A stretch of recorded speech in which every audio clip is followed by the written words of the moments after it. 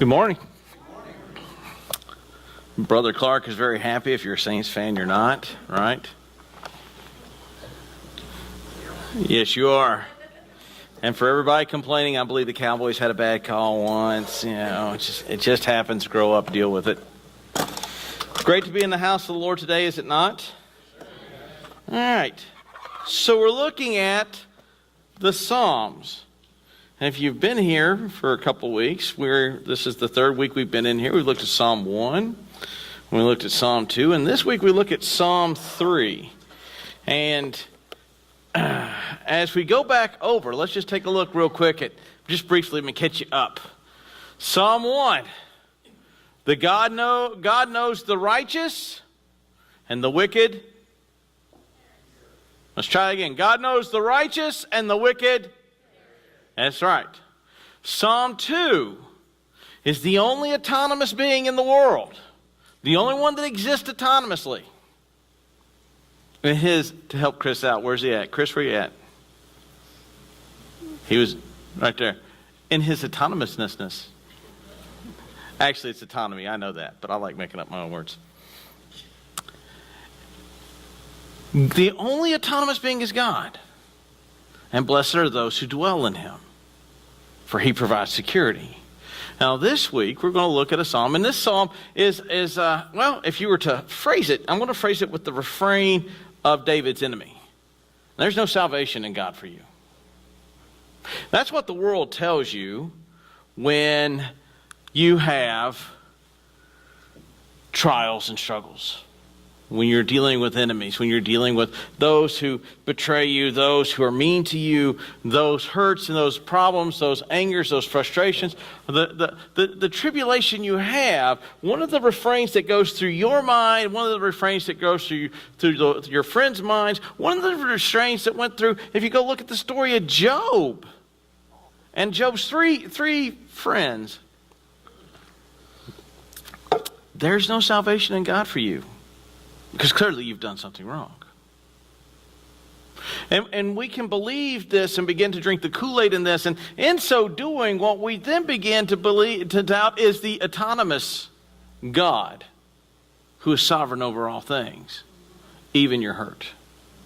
Even your suffering. Even the fact that you are alone. Not really. Even the fact that you feel alone. Not really. Even though you may feel that this is you're the only person that feels this way.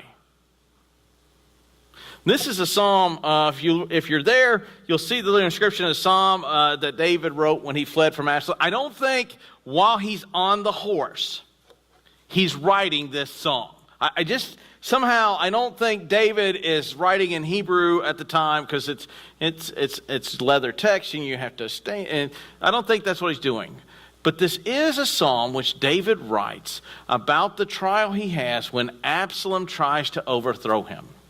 Now, let us look at the passage here. It says, "O Lord, how many are my foes? How many are rising against me? Many are saying of my soul, there is no salvation in God." You have three many statements. Many, many, many. To catch you up to speed, this comes out of 2 Samuel, starting around 14. You have Absalom. And if you were here for the Sunday night study, when we looked through all of 1 and 2 Samuel, this should be reviewed. If you're not, I'll catch you up to speed. Absalom kills Amnon. And he kills Amnon because Amnon rapes Absalom's sister. Now they're all related. It sounds like a play out of Arkansas. Don't worry, but it's in the text. I'm going to take this watch off. It's annoying me. Don't let me forget it at the end of the service. By the way, I'm not going to be looking at it for time. So, Amnon rapes Tamar. Absalom tricks Amnon, kills Amnon. David punishes Absalom. Absalom's sent into exile. And after a while, Absalom's brought back. But when Absalom comes back, Absalom begins to set himself up as a rival to David. He gets him 50 men. He gets him a chariot. They go through the city and make a big to-do over this man, Absalom. And then early in the morning, Absalom would go to the gate and sit outside the gate. And when men came to the city to see the king, to the jury, he goes, "Oh, friend, turn this way. Oh, that there was in all of Israel a judge that could judge rightly. Me, of course, but not my dad." And he begins to set up this split government. To the point that one time Absalom begins to throw a party, and he takes 200 advisors of David out of the city. And it looks like those 200 men are siding with Absalom. That's how David's going to read it when everything goes down initially. But what Absalom does is hold them hostage. And he's also worked poisonously throughout the land to poison the other tribes against David. And the signal is when you hear the trumpet, they are all to rush to Absalom's aid. And what happens is, this happens so rapidly that David has to flee Jerusalem with literally all that he has that he can throw on a horse and go. He and his family. And this is the scenario of the story. Absalom, who set himself up as a godly man, then moves into Jerusalem. And you know what the first thing this godly wannabe king does? He rapes David's concubines. This is the treachery of the man that you're dealing with here. And then when we get into life situations, look what happened. David is looking at this and he goes, look, many are my foes. And there are. Absalom began as one individual, but then he slowly began to poison the minds of those around him to where they began to turn on David. He slowly began to work against those individuals who then began to rise up against David. And then as they run him out of the city, the conversation is, this is the end for David. Let's pull this into your life today. Maybe in a work situation where you may seem like everyone is out to get you and that they have worked to poison the work environment, or it's not even people.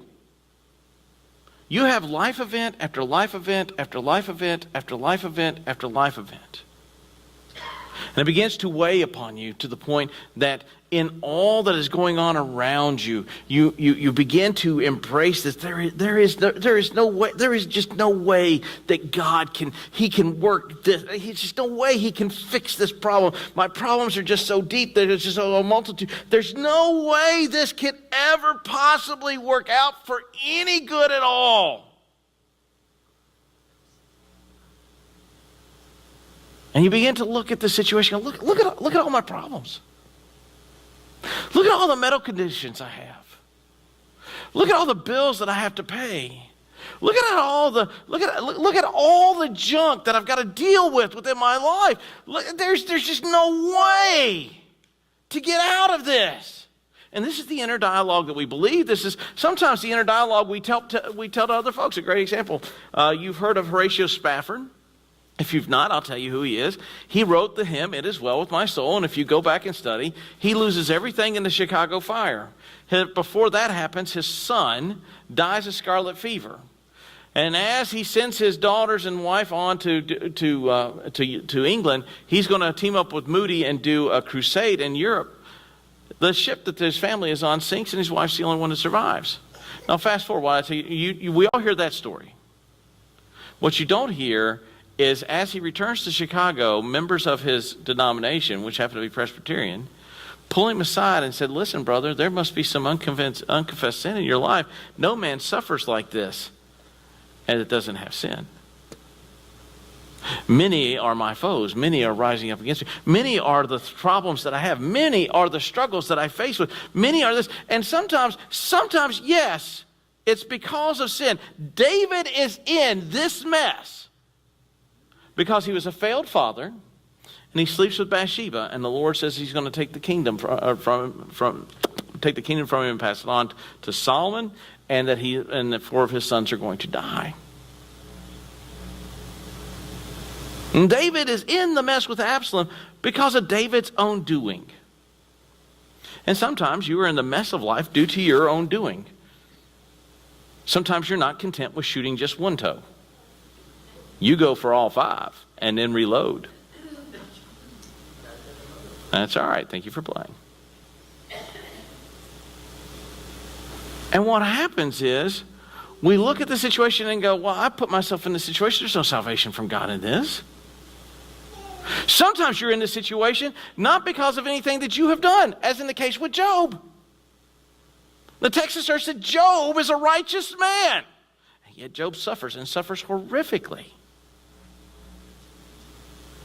And the basic response to this is, woe is me. And why do we do the woe is me? It's because we forget the autonomous God who is sovereign over all things. That if we dwell within him, we have security. And David is going to make that poignantly clear in this next verse. But you, O Lord, are a shield about me, my glory, and the lifter of my head. If you've ever looked at a shield, they're typically monodirectional. I put a shield in front, it only guards what's coming this way, right? If I have my shield pointed this way and someone's shooting at my spine, will that shield help? It's stopping it when it comes through. Now it's not a shield, it's a backstop. If you were to put this in current vernacular, the force field that encompasses me completely. Unlike the shields of David, which weren't like Roman shields that went head to toe, they were a little bit more wickerish and a lot more smallish. And so you picked which vitals you wanted to cover, and then you went from there. But in this case, David is making point that the Lord is a shield not just in front of him, not just a shield to the right and to the left of him, but all around him. Folks, in the midst of your suffering, in the midst of all the trials that you are dealing with, and all the times where that is just so hopelessly out of control, understand that you are surrounded, if you are his, by a loving God who shields you. And you go, it can't get any worse. Stop, folks. I'm going to tell you right now, it can get much worse. Look at the story of Job. Job is only allowed to suffer that which God allows the devil to inflict. God acts as a shield around Job. So in the midst of our suffering, no matter how bad it is, we have to understand that we have a sovereign God who is shielding around us. You go, well, I wish the shield would work harder. Well, and then it gets into the issue of why we suffer. See, why we suffer, we think, is because we've done something to make God mad, and therefore he's punishing us. Sometimes we suffer to do nothing more than simply bring glory to the Father by our trusting in the sovereign Lord and understand that he is the glory and the lifter of our head. And in the midst of all the struggle and trial, we live a godly life as one who can trust in the promises of God. And we'll look at this as how David does this. And that's a little bit harder to do because we are innately wired that when trouble happens to just, oh, woe was me. I do it. You do it. We all know people that do it. And the reason why we do such a thing is because there's actually an aspect of our life where we believe that suffering is not our lot.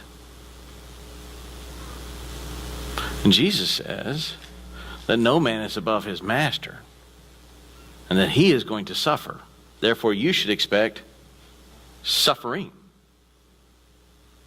See, we have sold Christianity as a country music song played backwards, if I said over and over again, that we shouldn't suffer, that our lives should be roses and peaches and should all be wonderful. And then we go, yeah, I understand there should be some suffering. I'm okay with some suffering, but this is not the suffering I signed on for. Guess what? When you profess the name of Christ, you have sold out to even your death. This is why Paul in Acts goes, look, I'm not afraid of dying for the cause of Christ. And neither should you.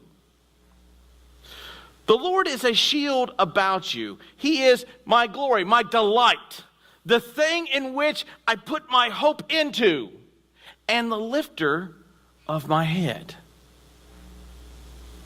And the aspect when my life is so bad and I cannot fully, it's just too much, it hurts.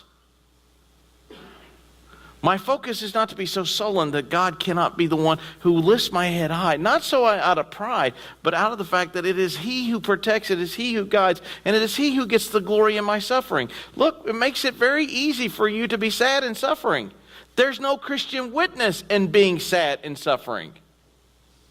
The world is sad in its suffering. praising God in the midst of suffering is a uniquely Christian proposition. Stoics will do that, and we've talked about Stoicism if you were here. Stoics will do that. They embrace suffering, but not for the same reason as the Christian embraces suffering. They embrace suffering because it makes them better people. We embrace suffering because it reflects glory to God. And when we understand that distinction, then we understand our suffering much more. And in the midst of our suffering, we lose sight of the fact that God is the shield about us. And we do not comprehend all the things that He keeps from harming us in the midst of our suffering. And we forget that He's the one that we should be focused on and should be the delight of our heart in the midst of our suffering. Because we're angry and we're mad. And we believe that God is being mean and unfair to us. Oh, we may not articulate it that way, but deep down in the recesses of your mind, if you're like me or anybody else I've talked to, that's exactly what you're thinking. I kind of went over that, so I'm going to pop on to the next verse. I cried aloud to the Lord, and He answered me from His holy hill. I lay down and I slept. I woke again, and the Lord sustained me. I will not be afraid of many thousands of people who have set themselves against me, all around. Yeah, it's a weird translation, but that's how it goes. There are 3 I statements in this, and there's a refrain for 3 I statements. There's actually 4, Brother Ashley. 2 of them are on the same line. They are part of the same statement. That's how Hebrew works, and especially in poetry. The 3 I statements. I cried aloud to the Lord. I pleaded my case before God. And He's just not listening. I'm going to help you out, folks. If you are pleading your case before God and you're not reading this text, you can expect to receive no answer. And this is the revealed word of God to man on earth. These contain His words. If you're in the midst of suffering and yet refusing to read your Bible, you can expect to have no word back. Why? Because He's not going to get on Facebook and go, "Dear sufferer, I understand you're having a hard time." Heart emoji. Keep your head up. I'm praying for you. The first, second, and third person of the triune God. Heart emoji, cry face, cry face, cry face. That's just not going to happen. That's what we want to happen. It would be cool if that happened. I know there's a TV show that said, "God friended me." It is not Christian, folks. Please don't watch it and go, "This is just so wonderful about..." No. No.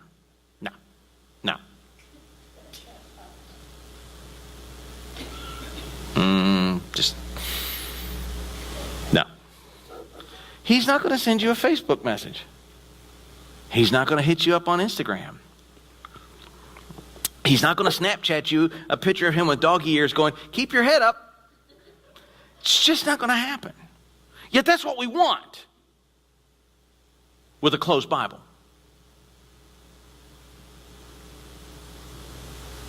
Notice the 3 statements and notice the refrain. I cried aloud. I lay down and slept. I woke. I will not be afraid. I cry aloud to God. I have pleaded my case before the Lord. And He answered me. That's the refrain. The answer may not be what you like, but it is nonetheless an answer. But if you're looking for an answer with this Bubba closed, you'll be the first deaf mute that ever got a direct verbal revelation from God. It doesn't happen that way. I cried to the Lord, and He answered me. He hears the plea of the one who is in distress, and He responds. And if you go and read this story, God does not go and deliver David out of Absalom's grips right away. As a matter of fact, David plants a spy in Absalom's camp, and that guy, through the work of the Lord, helps shift the battle to where Absalom makes a series of follies due to divine providence. There we go. That's the word that lost me. He doesn't immediately go and go, "You know, David, I heard you. And this is really a crappy situation. We'll just tell you what, I'll just pick you up. I'll just go There goes Absalom, and I'll just put you right back. David goes through the suffering, even though David knows that God has heard him and has answered. Yet David still suffers. And you see this if you go earlier in Samuel, where David has running from Saul, who seeks his life, even though at times Saul goes, hey, I love this kid. He's awesome. He's a great kid, but I'm planning to pin him to the wall with a spear in the next 5 seconds. And even in all that, you see in the life of David this great tragedy, and yet this great understanding of who God is, and this great reliance upon who God is in the midst of great even in the time when he had to act crazy and had drool running down his beard so the Philistines would not kill him. And you have the audacity to come to text. Yeah, well, those aren't my problems. Last time I checked, no one was hunting you down and trying to skewer you with a spear. Unless I've missed my guess. Unless you're being hunted by a serial killer, and then there's other problems, you need to contact the police. The last time I checked, your son hasn't murdered your other son and now has thrown you out of the kingdom and now seeks to kill you and everybody that has traveled with you. Now, last time I checked, none of that's happening to any of you. And if it is, the police officers outside, please contact them before you leave today. You're right. David's situation is not like yours. Your life is not being threatened. But this hurt is no less the same. So we've entered into a culture where you can't speak to my hurt or about my hurt unless you're suffering the exact same. Let me help you out. No one suffers the exact same hurts. But we all hurt. We all suffer, and we all go through suffering. And it is in the corporate work of the body where the body can come together in the midst of the suffering. And as long as we keep trying to compare our hurt to your hurt and my hurt is more than your hurt, we will never, ever be able to heal as people of God, because we are always trying to judge how badly we hurt by how much more I hurt than the other person. Well, that's just not Christian, folks. That's why we come together as the assembly and share one another's burdens. I believe it's in the New Testament somewhere. I think Paul kind of references that. He cries out. He tells God what his petition is. And notice what he does next. Then I lay awake all night helping you war game the answer, God. I lay down and try to sleep, but then I remember that I've only given you the broad brushes here. Let me fill in all the details, because as an omniscient God, you clearly do not know all the details of how bad I hurt. I put my head on the pillow and I go, I know God, but he's busy. He's a really busy God. I mean, like, he's a God for everybody. He's God over the world, and there's people dying in outer Slabolia of starvation, and so I mean, my problems probably are third, fourth down on the list. Here's the great thing about God: because of who He is, everyone's problems are not secondary, third, tertiary, further on down. They're all primary problems. He hears you all instantaneously. He also answers you all instantaneously. This is a very interesting nature about who God is, because since He's not bound by time, He's not bound by the limitations of time as you and I are. So like when you go and stand, like I went to the VA and I sat. But they called my number and then they drew my blood, but they didn't do it at the same time. I waited for a good long while for them to draw my blood after they called my number. That's not how God works. See, we are bound by the confines of time. Therefore, we assume that our problems have hit a queue, and then once it rises up to the queue, God hears our prayers. No. He hears and He answers. And David's response is that he did not lay down and began to tell God again how much he hurts. That he didn't lay down and they began to war game with God. Now, God, listen, here's how the plan needs to work. I need these people to die. And I'm okay if you put them in a barrel and seal the lid and then push the barrel over a burning fire so they suffocate and burn to death in the barrel at the same time. I'm cool with that. That's awesome. And then I need you to give me $10 million so I can get out of debt, and then I can get even with all the other people in my life. That's what I need. Okay? Break. Morning, it happens. Is that how he does it? What happens if you were to lay down after you told God your problems and worried about it all night? I mean, like really worried about it all night. I mean, like worried like you've never worried before all night. Maybe even work up some tears. Cry and worry. Let's throw that in. We cry and worry. We're all toss and turn all night. What do you think happens in the morning? Nothing. God still heard your prayer. You may still be going through your trial. All you have done is doubted the autonomous God of the universe. Doubted his sovereign ability to help you in all things. Doubted that he is a gracious God who has you. And now you're tired, and that just feeds the continual conversation you are going to have. David, notice what he says. I laid down and I slept. In the midst of your greatest trial, and I will tell you in the midst of my greatest trials, I wargamed with God because clearly he was not taking it seriously. God, I'm still suffering. Therefore, you're not doing your job. So since you're not doing your job, I'm going to help you plan how I want it to go. Now, pay attention. I'm only going to repeat this once. As I said yesterday to the person not paying attention to me, am I boring you? Eyes on me. This is what I want to have. Eyes on me. This is what I want to have happen. If I did that all night, what do you think would happen? Well, first of all, I'd be blaspheming.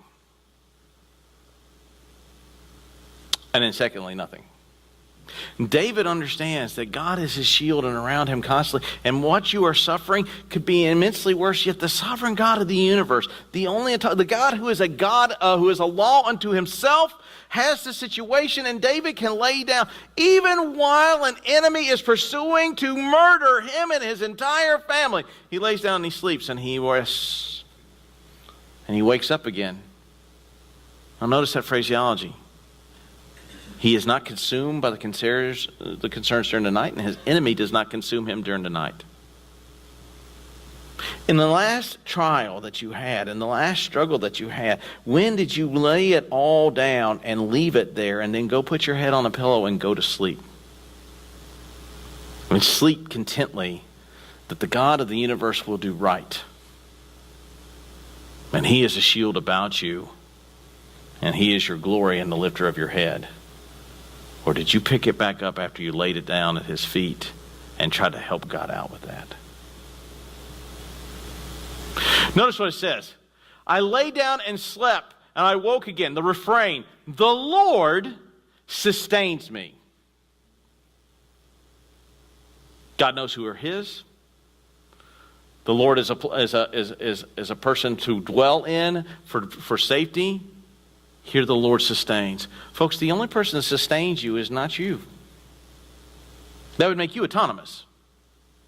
And you're not.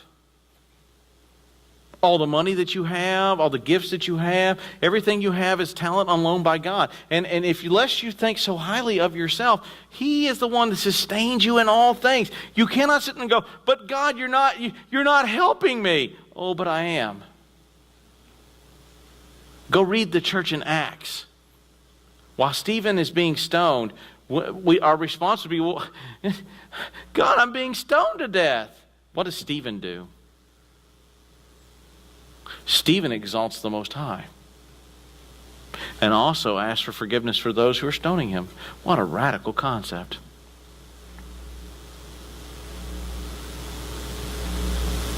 This is why we are commanded to pray for our enemies.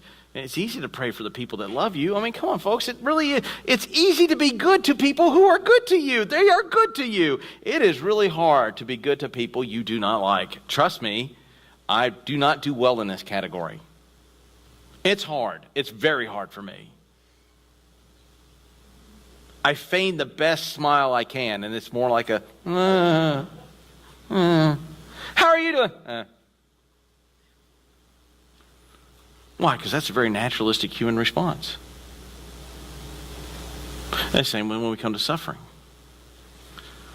He sustains me. See, one of the things you need to understand, the reason why you can lay your head down and go to sleep and sleep comfortably is because the God of all the universe sustains you. Not you sustain you. He sustains you. When we get ourselves off our selfish inclination that somehow we are this great important thing in life, folks, let me tell you, He can take you out and make another one look exactly like you. And not blink an eye. I sustain you. I hear you. I'm there. I answer you. And notice David's response. I will not be afraid. I cry out to the Lord. I lay down and sleep. I awake rested. And then I will not be afraid. Of what? The thousands of people who seek my life. Having conviction when there is absolutely no consequence to you is cowardice. Let me say it again. Having a conviction when there's absolutely no consequence towards you is cowardice. It is easy to have conviction when your convictions aren't put on the line. Put your convictions on the line and see how fast you hold them.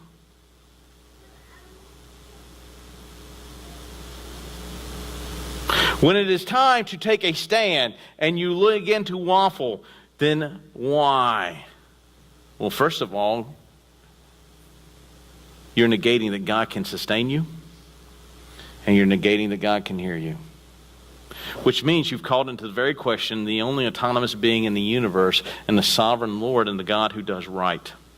You've called into question. You say, well, no, I haven't. Your actions, by default, are the very nature of calling into question His goodness.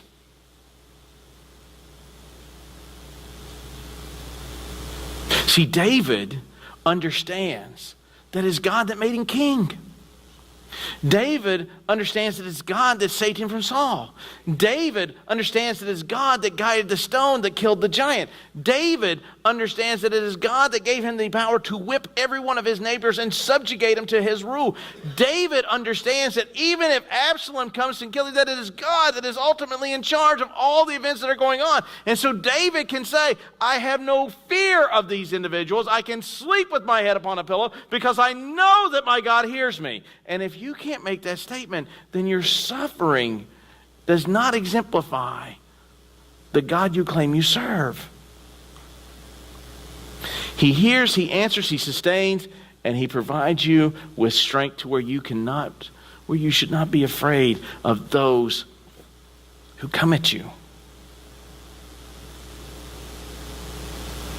If you've never had your integrity challenged, if you've never had your commitments challenged, it's easy to hold them. It is easy to hold to your convictions when they're never challenged. It is much harder to hold to them when everyone is challenging them.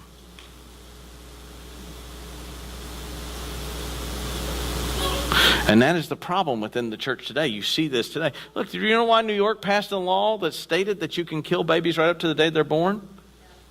It's because the church did not hold to its convictions in New York. Let's just put it on the floor. We possess the greatest voting bloc. We choose to vote against that. Let's put the blame where it belongs. Do you know why it's allowed in other places in the United States? You know why we do it? Because we choose to not. Because we have convictions until it's time to vote. We have convictions until it impacts our wallet. And we have convictions until it impacts our livelihood. We have convictions until, and then we begin, and there's a great line from the movie The Patriot. If you've not seen it, Delight, you got it. Where's Delight? Delight, you got to come by. We'll watch The Patriot. We'll watch the one on TV because the one on the video is a little rough for you. But while the South Carolina is debating on whether or not to lead the war in the movie, the man played by Mel Gibson, who's an amalgamation of several characters of the Revolutionary War, he makes a statement, I'm a parent, I don't have the luxury of convictions. Wrong. Because you're a parent, you must hold to your convictions tenaciously. Or what you will teach your children is how to sell out their convictions.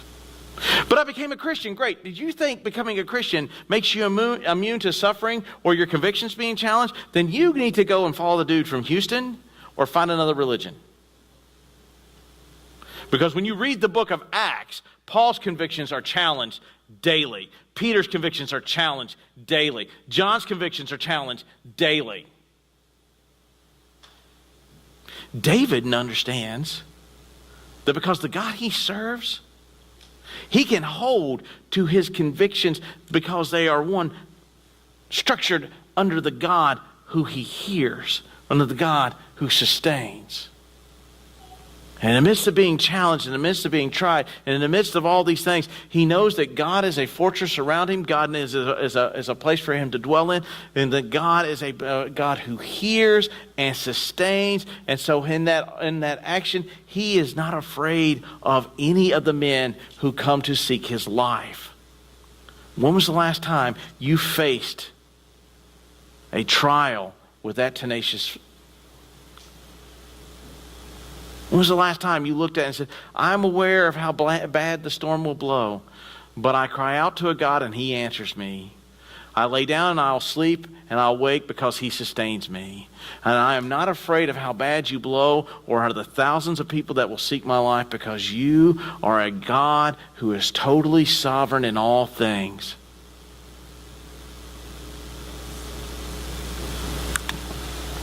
Notice what he says next. Arise.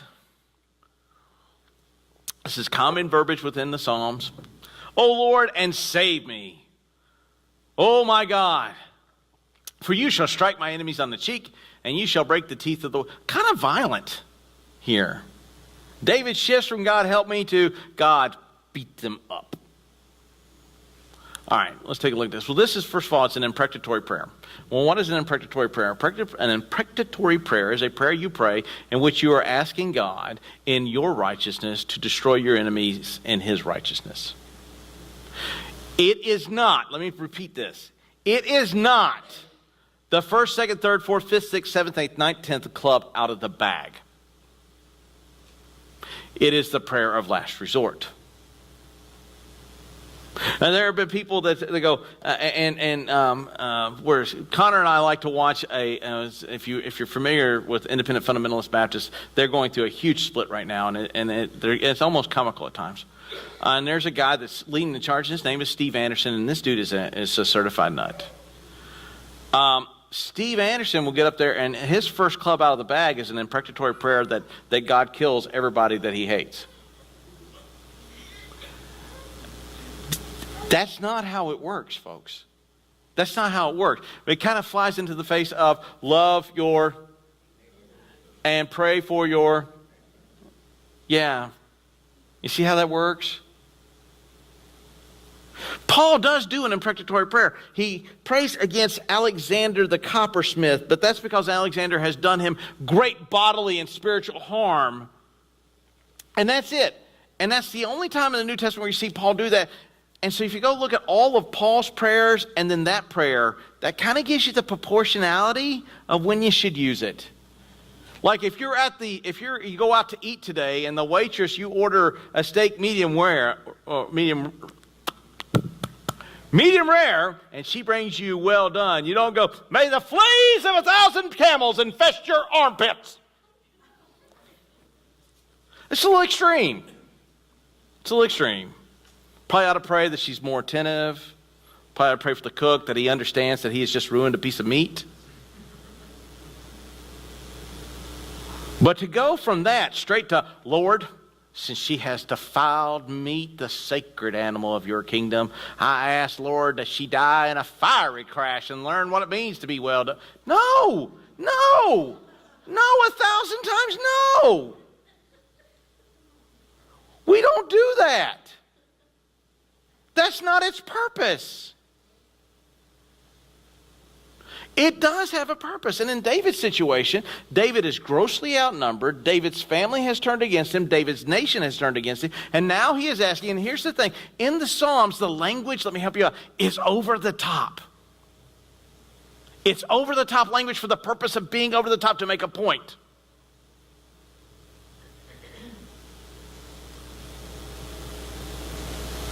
Does anybody else hear that? Or is it just me? Okay, it's just me. It's over the top for being over the top. And what happens is it's designed to show that God is a God who responds. And David is asking God to attack his, because David cannot at this point. He uses the example of striking the enemy on the cheek, which is an insult. When you go and smack your enemy on the cheek, it's very insulting in this region of the world. And then to break the teeth is to break their strength. He's not literally asking God to beat them until all their teeth come out of their skull. That's not what he's asking here. It is figurative language. These are Hebrewisms or Hebraisms, depending on how you want to pronounce it. That is designed to show that while my enemy has chased me and I am now in despair, Lord, I ask that you hit him on the cheek and embarrass him and demonstrate the folly of his nature and then take away from him his power.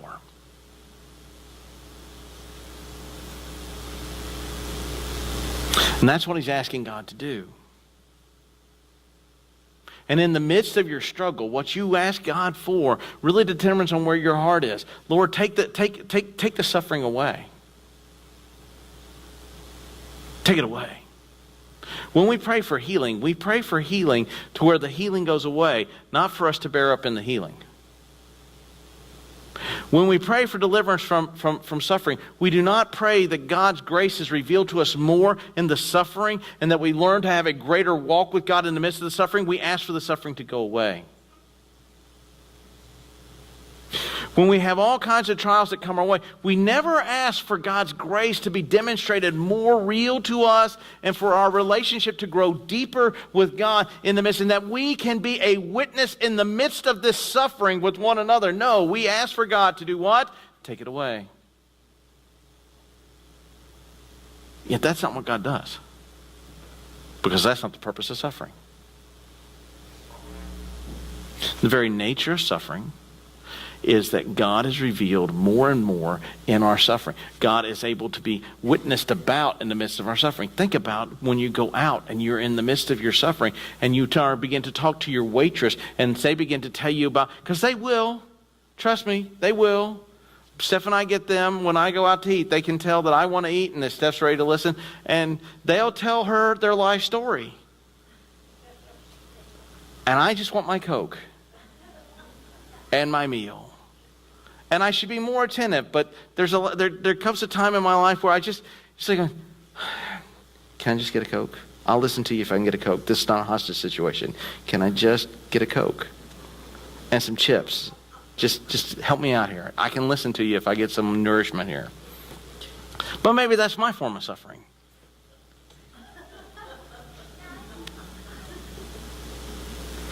But think of the witness you can have. While that person is telling you all the hurt in their life, and you go, I have gone through a very similar thing, and I can tell you that my relationship with Christ is strengthened in the midst of that suffering. And I found a greater joy in the God that I serve. And the person goes, well, I don't know who this God is. And now a door is open for you to share the love of Christ and who Christ is. Or your response is, I hear you.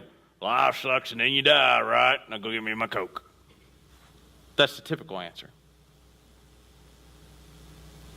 See, in the midst of our suffering, the opportunity exists for us to be able to demonstrate a godly life and to reflect glory back to the Father. Yet a lot of times we become so sullen that we just simply don't. Because we get caught up in the I-centeredness of the suffering and not the God-centeredness of the suffering. Notice what David says. Salvation belongs to the Lord. Your blessing be upon your people. Now that's an interesting refrain, because earlier there was no salvation for him in God, correct? Notice the phraseology. And this is a nice little way of breaking it down. There is no salvation for you in your suffering. None. You're right if you're doing it by your own hands. You're right if you're looking for it in naturalistic answers. You're right if you're asking for God to take it all away and there's no glory to be found in it for God. You are 100% right. There is no salvation for you. Why? Because you're not banking in the God that you're hoping to deliver you. You are hoping in your own strength. However, David makes a point. David says salvation belongs to whom? It is his. It is his realm. It is his right. It is his responsibility. And it is his nature. And he is a God who shields. He is a God who sustains. He is a God who delivers. He may not deliver you out of the storm on this side of glory. You must be prepared that your suffering will continue to the other side. But you have a God who sustains. You have a God who hears. You have a God who lifts your head. You have a God who is the delight and glory of what you have. Blessings be upon your people. See, when we focus upon suffering upon ourselves, we miss the glory of what God has for us. Suffering is his to deliver. Notice what we have going on here. Psalm 1. The Lord knows the ways of the righteous. The wicked. Let's work on that again. God, the Lord knows the way of the righteous. The wicked. Blessed are those who take refuge in him because he is a sovereign, autonomous being. Psalm 3. Salvation belongs to the Lord. The salvation of your soul, that's not what this salvation is talking about. This salvation is talking about being delivered out of great trial. But you could pull it forward to the salvation that he brings to all men. It is his. It belongs to him. It is his act of regency. We know this because the book of Acts tells us so. And then blank added to their number daily. The Lord added to their number daily. The God of the universe who loves you with an intense love does not forsaken you. However, in your actions, have you forsaken him? In your actions, have you called into question his goodness and kindness and his ability to deliver you? Or have you done as David said, I cry out, I lay down and sleep, I wake rested, I shall not be afraid. Because salvation belongs to the Lord.